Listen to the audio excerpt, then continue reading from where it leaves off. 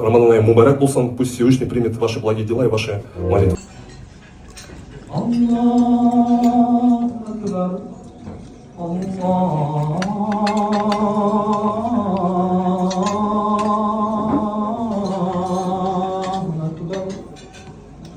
Eşhedü en la Yollarda Ya Rabbim bizni saqla, biz sening kullarыңda. Saqla sen yalg'ishlardan, uylanmagan abınlardan, saqla yalg'ish uylardan. Yollardan Ya Rabbim bizni saqla, biz sening kullarыңda. Saqla sen yalg'ishlardan, uylanmagan abınlardan, saqla yalg'ish uylardan. Yollar, yollar, yollardan Ya Rabbim bizni saqla, biz sening kullarыңda. Saqla sen yalg'ishlardan, uylanmagan abınlardan, saqla yalg'ish uylardan. Yollar, yollar, yollardan Ya Rabbim bizni saqla, biz sening kullarыңda.